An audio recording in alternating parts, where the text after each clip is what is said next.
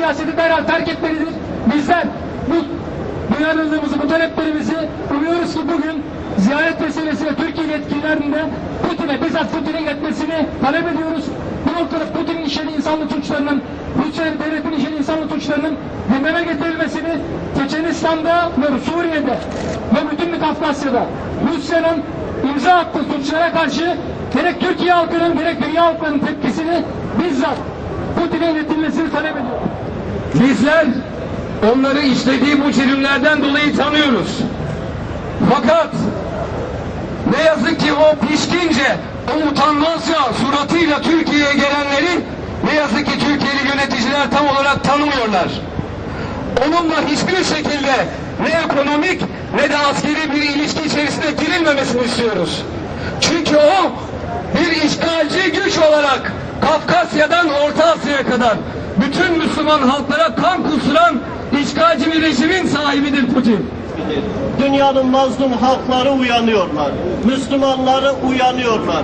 Ve bugün onların geçmişte başlarımıza dikmiş oldukları zalim diktatörler birer birer devriliyorlar.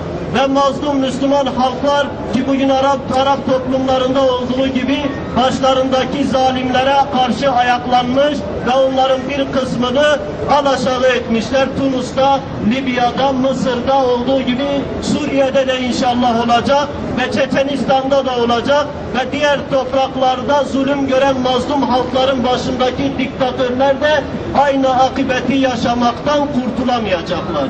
Bir, Müslüman halklar uyanıyor, bunların akıbetlerini belirleyecek. İki, bunlar öldürse de öleceklerdir değerli kardeşler.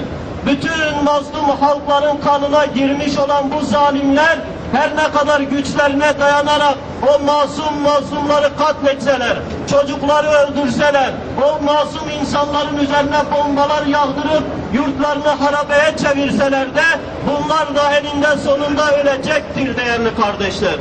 Söylediklerimi Obama bugün o kadar Müslümanları öldürüyor ve Türkiye'ye geliyor. Erdoğan çok kolay bir şekilde el sıkıştırıyor, ağırlıyor onları. O kafirlere harcadıkları paraları biraz da Müslümanlara harcasalar, biraz burada yaşayan Türk Çeçenleri, biraz burada yaşayan Suriyelileri harcasınlar. O kadar Allah'tan o kadar sevap olacak onları. Ne oldu size ya Subhanallah? Neler yapıyorsunuz? Siz görmüyor musunuz? Putin o kadar Çeçenleri öldürüyor. O kadar Müslümanları öldürüyor. Siz bugün Dolmabahçe Sarayı'nda ağırlıyorsunuz kafiri. Müslümanları öldüren kafiri ağırlıyorsunuz. Ne oldu size? Ne oldu? Siz burada koruyorsunuz. Rus neymiş? Konsolosluğu Rusları koruyorsunuz. Kimden koruyorsunuz? Müslümanlardan koruyorsunuz onları. Tekbir!